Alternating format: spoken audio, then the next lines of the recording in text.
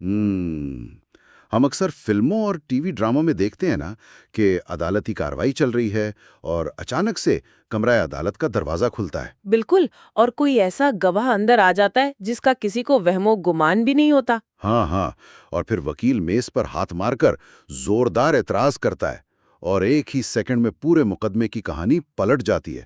مطلب دیکھنے والوں کے لیے تو یہ مناظر بڑے سنسنی خیز ہوتے ہیں۔ ہوتے تو ہیں، اور لاشعوری طور پر ہم یہی سمجھنے لگتے ہیں کہ شاید حقیقی عدالتوں میں بھی انصاف بالکل اسی ڈرامائی انداز میں ہوتا ہے۔ لیکن حقیقت اس سے کافی مختلف ہے نا؟ بہت مختلف۔ تفریح کی حد تک تو یہ سب شاندار ہے، لیکن اگر ہم حقائق کی دنیا میں آئیں تو اصل عدالتی نظام ان فلمی مناظر کی مکمل نفی کرتا ہے۔ در حقیقت قانون کی نظر میں کسی قسم کے سرپرائز یا اچانک حملے کی کوئی گنجائش ہی نہیں ہوتی۔ اور یہی بات ان قانونی دستاویزات کو پڑھتے ہوئے مجھے سب سے زیادہ حیران کن لگی، جن پر ہم آج کا یہ تفصیلی جائزہ لے رہے ہیں۔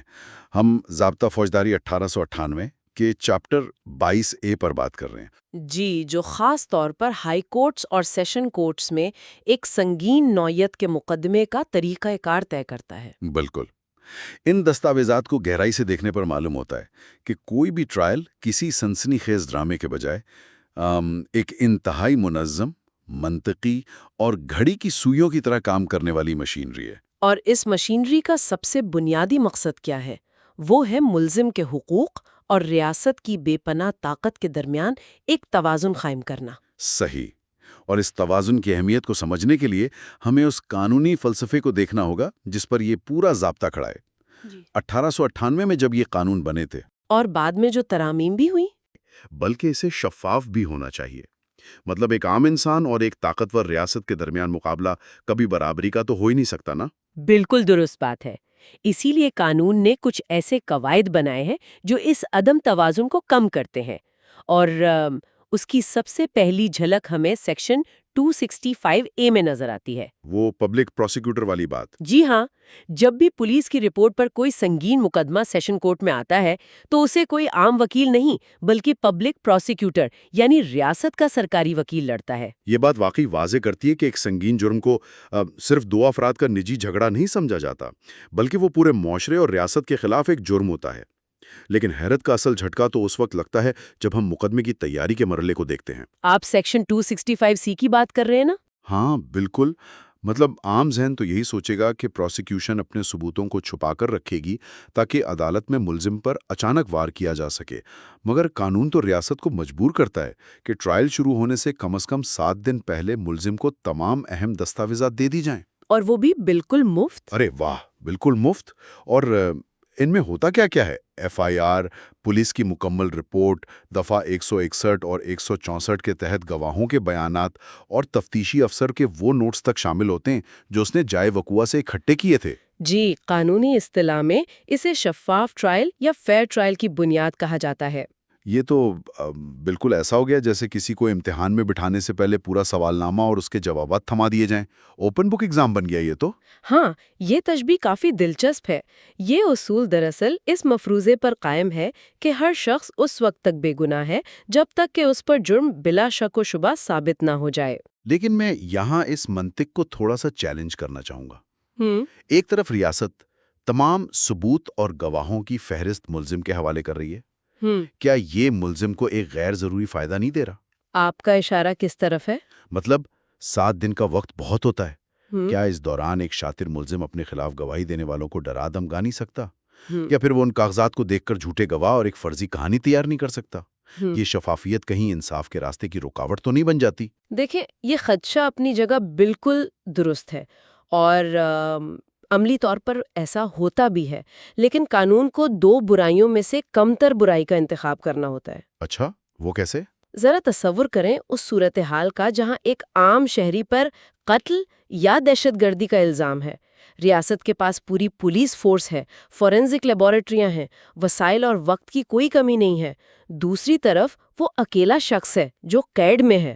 ہاں، یہ بات تو ہے، پڑلا تو بھاری ہے ریاست کا۔ بالکل، اگر اسے یہی نہیں بتایا جائے گا کہ اس کے خلاف الزام کیا ہے، گواہ کون ہے، تو وہ اپنا دفاع کیسے تیار کرے گا؟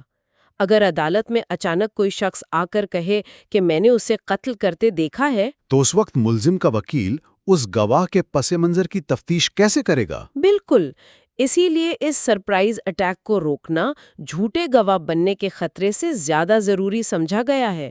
نظام کو ایک پولیس اسٹیٹ بننے سے روکنے کا یہی ایک طریقہ ہے۔ یہ دلیل واقعی وزن رکھتی ہے۔ ملزم کو اندھیرے میں رکھ کر لڑنے پر مجبور تو نہیں کیا جا سکتا۔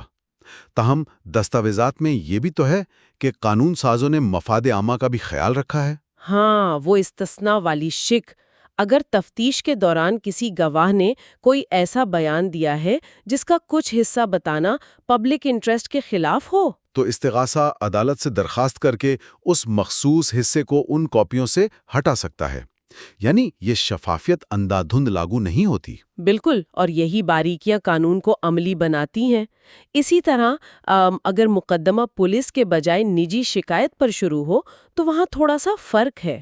وہ 3 دن والا قاعدہ؟ جی، شکایت کنندہ کو عدالت کے حکم کے 3 دن کے اندر اتنی کاپیاں جمع کروانی ہوتی ہیں جتنے ملزم ہیں۔ مقصد ہر صورت میں یہی ہے کہ ٹرائل شروع ہونے سے پہلے دونوں فریقین کو معلوم ہو کہ جنگ کن محاذوں پر لڑی جائے گی۔ اچھا، فرض کریں 7 دن گزر گئے، ملزم نے سارے کاغذات پڑھ لیے، اب اگلا قدم کیا ہوگا؟ عام فہم تو یہی کہتی ہے کہ اب سیدھا گواہوں کو کٹہرے میں بلایا جائے اور جیرا شروع۔ لیکن یہاں طریقہ کار ایک بہت غیر متوقع موڑ لیتا ہے۔ عدالت فوراً ٹرائل شروع نہیں کرتی، بلکہ پہلے ایک چھلنی کا کام کرتی ہے۔ چھلنی؟ سیکشن 265 کے تحت؟ جی، جج صاحب تمام پولیس رپورٹس اور دستاویزات کا خود مطالعہ کرتے ہیں تاکہ یہ دیکھ سکیں کہ کیا واقعی کوئی مقدمہ بنتا بھی ہے یا نہیں۔ اسے فرد جرم عائد کرنا یا چارج فریم کرنا کہتے ہیں۔ مطلب جج یہاں محض ایک خاموش تماشائی یا 2 وکیلوں کی بحث سننے والا امپائر نہیں ہے، بلکہ وہ ایک گیٹ کیپر کا رول بھی ادا کر رہا ہے۔ بالکل درست کہا آپ نے۔ اگر پولیس نے ایک بے بنیاد کیس بنایا ہے تو جج اس کیس کو وہیں روک سکتا ہے، لیکن اگر لگے کہ جرم ہوا ہے تو پھر تحریری فرد جرم تیار ہوتی ہے۔ اور اس کے بعد وہ لمحہ آتا ہے جہاں عدالت اور ملزم کا پہلا باقاعدہ مکالمہ ہوتا ہے۔ سیکشن 265 کے تحت جج ملزم کو چارج پڑھ کر سناتا ہے اور پوچھتا ہے کہ کیا آپ اپنا جرم قبول کرتے ہیں؟ ہاں، اور یہاں قانون نے عدالت کو ایک زبردست اختیار دیا ہے۔ اگر ملزم وہیں کھڑے کھڑے اعتراف کر لے تو جج چاہے تو اسے وہیں سزا سنا کر مقدمہ ختم کر سکتا ہے۔ لیکن ایک منٹ، ایک شخص جس نے قتل جیسا سنگین جرم کیا ہو، عدالت اسے اتنی جلدی اور اتنی آسانی سے سزا کیوں سنا دیتی ہے؟ کیا باقاعدہ گواہوں کو بلا کر پوری تسلی نہیں کرنی چاہیے؟ ہاں، اس کے پیچھے نظام کی ایفیشنسی کا اصول ہے۔ عدالتوں پر بوجھ بہت ہوتا ہے۔ اگر کوئی شخص بغیر دباؤ کے اعتراف کر رہا ہے تو پھر وقت اور سرکاری وسائل ضائع کرنے کا کیا جواز ہے؟ صحیح ہے۔ البتہ جج پابند نہیں ہے کہ فوراً سزا دے۔ اگر اسے ذرا بھی شک ہو کہ ملزم کسی دباؤ میں ہے تو وہ اعتراف کے باوجود ٹرائل شروع کروا سکتا ہے۔ اور اگر ملزم صاف انکار کر دے کہ اس نے کوئی جرم نہیں کیا؟ تو پھر ہم باقاعدہ شہادتوں کے میدان میں داخل ہو جاتے ہیں۔ سیکشن 265 کے تحت استغاثہ اپنے گواہ بلاتا ہے اور یہاں سے جرح یا کراس ایگزامینیشن کا مرحلہ شروع ہوتا ہے۔ یعنی وہ مرحلہ جسے قانونی دنیا میں سچائی کی کسوٹی مانا جاتا ہے۔ بالکل۔ ضابطہ فوجداری اس بات پر بہت زور دیتا ہے کہ کسی بھی گواہ کا بیان اس وقت تک مکمل ثبوت نہیں ہے جب تک کہ ملزم کے وکیل کو جرح کا پورا موقع نہ ملے۔ حتیٰ کہ دفعہ 164 کے بیانات بھی سیکشن 265 کے تحت تبھی ثبوت مانے جاتے ہیں اگر جرح کا موقع دیا گیا ہو۔ اچھا، استغاثہ کے گواہ بھگتنے کے بعد باری آتی ہے ملزم کی۔ وہ بھی اپنے دفاع میں گواہ بلاتا ہے، لیکن ان دستاویزات کو پڑھتے ہوئے ایک اور شک نے مجھے بہت حیران کیا۔ کون سی شک؟ قانون کہتا ہے کہ اگر ملزم کسی گواہ کو بلانے کی درخواست کرے تو عدالت اسے مسترد بھی کر سکتی ہے، اگر جج کو لگے کہ یہ صرف تاخیر کے لیے ہے۔ جی ہاں، بالکل ایسا ہی ہے۔ لیکن یہ تو خطرناک ہے نا؟ مطلب اگر ایک جج کسی تعصب یا جلد بازی میں ملزم کے کسی انتہائی اہم گواہ کو محض وقت کا ضیاع سمجھ کر روک دے تو یہ تو بہت بڑی ناانصافی ہو جائے گی۔ ریاست کو تو سارے گواہ بلانے کی اجازت تھی۔ بظاہر تو یہ اختیار عدالت کو آمرانہ طاقت دیتا ہوا محسوس ہوتا ہے، ہاں وہی تو. لیکن زمینی حقائق دیکھیں نا، یہ شک عدالتی نظام کو مفلوج ہونے سے بچانے کے لیے ہے۔ ہوتا یہ ہے کہ بااثر ملزمان ٹرائل لٹکانے کے لیے درجنوں غیر متعلقہ گواہوں کی فہرست دے دیتے ہیں۔ ہاں صرف تاریخیں لینے کے لیے. بالکل، تاہم قانون نے جج کو یہ اختیار بلینک چیک کے طور پر نہیں دیا۔ سب سے اہم بات یہ ہے کہ جج کو انکار کی وجہ تحریری طور پر ریکارڈ کرنی پڑتی ہے۔ لیکن محض وجہ لکھ دینے سے انصاف کے تقاضے پورے ہو جاتے ہیں؟ اس کا عملی فائدہ کیا ہے؟ بہت بڑا فائدہ ہے۔ جب جج وجہ لکھتا ہے تو وہ فیصلہ ریکارڈ کا حصہ بن جاتا ہے۔ کل کو اگر ملزم کو سزا ہوتی ہے اور وہ ہائی کورٹ میں اپیل کرتا ہے تو اعلیٰ عدالت اس تحریری وجہ کا باریک بینی سے جائزہ لیتی ہے۔ اچھا، اور اگر انہیں لگے کہ جج نے غلط کیا تھا؟ تو وہ اس پورے ٹرائل کو کالعدم قرار دے سکتی ہے۔ تو یہ احتساب کا پہلو اس اختیار کے ساتھ جڑا ہوا ہے۔ یہ طریقہ کار واقعی لاجواب ہے، اختیار اور جواب دہی ساتھ ساتھ۔ اچھا، ایک اور دلچسپ اور نفسیاتی الجھن بھی تو ہے نا، سابقہ سزاؤں یا پریویس کنوکشنز کے حوالے سے۔ سیکشن 265 آئے۔ ہاں وہ تو قانون سازوں کی انسانی نفسیات پر گہری نظر کی بہترین مثال ہے۔ بالکل، مطلب اگر ایک شخص پہلے بھی 3 بار چوری میں سزا کاٹ چکا ہے تو عام انسان سوچے گا جج کو فوراً بتا دو کہ یہ عادی مجرم ہے، لیکن قانون سختی سے منع کرتا ہے۔ پہلے موجودہ جرم کا ٹرائل مکمل ہوگا۔ بالکل، جب عدالت ثبوت دیکھ کر قصوروار قرار دے دے گی، صرف تب سابقہ سزاؤں کا ذکر ہوگا، کیونکہ اگر شروع میں ہی بتا دیا تو جج کے ذہن میں لاشعوری تعصب پیدا ہو سکتا ہے کہ یہ تو ہے ہی چور۔ کتنا نفیس اصول ہے یہ۔ خیر، جیسے جیسے ہم ٹرائل کے اختتام کی طرف بڑھتے ہیں، قانون کچھ ایسے پلاٹ ٹوسٹ سامنے لاتا ہے جو پوری کہانی بدل سکتے ہیں۔ آپ سیکشن 265 کی بات کر رہے ہیں نا، بریت کا اختیار؟ بالکل، عدالت ٹرائل کے کسی بھی حصے میں ملزم کو بری کر سکتی ہے اگر اسے لگے کہ سزا ہونے کا کوئی امکان ہی نہیں ہے۔ میں اس کی تشبیہ کھیلوں کے مرسی رول سے دوں گا۔ جب ہار جیت واضح ہو جائے تو وقت ضائع کیے بغیر میچ ختم کر دیا جاتا ہے۔ بالکل درست۔ اگر استغاثہ کے گواہ مکر گئے ہیں تو پھر بے معنی مشق کو مہینوں کیوں چلایا جائے؟ یہ ایک بے گناہ کو لمبی اذیت سے بچانے کے لیے ہے۔ اور اسی طرح ایک اور اختیار بھی ہے سیکشن 265 کے تحت، ایڈوکیٹ جنرل کے پاس۔ حکومت کسی بھی وقت فیصلہ سنائے جانے سے پہلے اپنا کیس واپس لے سکتی ہے۔ جی، ریاستی مصلحت یا فسادات کے خطرے کی وجہ سے ایسا ہو سکتا ہے۔ لیکن اس کا نتیجہ بہت دلچسپ ہے۔ جب کیس واپس ہوتا ہے تو ملزم بری یا ایکوٹ نہیں ہوتا بلکہ صرف ڈسچارج ہوتا ہے۔ ہاں، یہ فرق بہت اہم ہے۔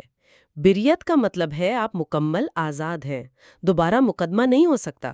ڈسچارج کا مطلب ہے وقتی طور پر کارروائی رکی ہے، تلوار میان میں رکھی گئی ہے، ٹوٹی نہیں ہے۔ نیا ثبوت ملا تو فائل دوبارہ کھل سکتی ہے۔ صحیح، اور ان سب نشیب و فراز کے بعد آخر کار ٹرائل حتمی دلائل یعنی سیکشن 265 پر پہنچتا ہے۔ پھر سیکشن 265 میں بریت یا سزا کا باقاعدہ فیصلہ سنایا جاتا ہے۔ اور ساتھ ہی آخر میں انتظامی معاملات ہیں، جیسے سیکشن 265 اور 265 کہ ہائی کورٹ کے سیشنز کا وقت اور مقام چیف جسٹس اور صوبائی حکومت کی منظوری سے طے پاتے ہیں۔ تو اس پورے تفصیلی جائزے کا اگر نچوڑ نکالیں تو واقعی 1898 کے ان قوانین کی دور اندیشی پر حیرت ہوتی ہے۔ بالکل، یہ صرف مجرموں کو پکڑنے کے لیے نہیں، بلکہ ریاست کو اپنی طاقت کے نشے میں اندھا ہونے سے بھی روکنے کے لیے ہیں۔ لیکن ان تمام قانونی شقوں، باریکیوں اور اس کھینچا تانی کو تفصیل سے سمجھنے کے بعد ایک بڑا فکر انگیز سوال ابھرتا ہے۔ وہ کیا؟ دیکھیں، ہم نے دیکھا کہ ریاست کے پاس لامحدود وسائل ہیں، پروسیکیوٹر کے پاس وسیع اختیارات ہیں، جج کی سوابدیدی طاقت ہے، قدم قدم پر قانونی اصطلاحات کا جنگل ہے۔ ہاں، یہ تو ہے۔ تو اگر کسی عام انسان پر فرد جرم عائد ہو جائے تو کیا اس بھول بھلیاں میں محض سچا ہونا ہی اس کی جیت کے لیے کافی ہوتا ہے؟ یا پھر قانون کی ان پیچیدگیوں کو سمجھنے والے ایک انتہائی ماہر قانونی دماغ کا ساتھ ہونا ہی دراصل وہ فرق پیدا کرتا ہے جو اسے قید سے بچا سکتا ہے؟ یہ واقعی ایک بہت گہرا سوال ہے۔ یہ وہ تلخ سوال ہے جو اس پورے ضابطے کو پڑھنے کے بعد ذہن میں رہ جاتا ہے، اور سننے والوں کے لیے بھی یہ ایک ایسا نکتہ ہے جس پر ضرور غور کیا جانا چاہیے۔ آج کے اس تفصیلی جائزے میں بس اتنا ہی۔ You are watching Legal Gupshup and GK with MD, your source for legal, historical, and breaking news. Don't forget to like, Subscribe and share for more informative content.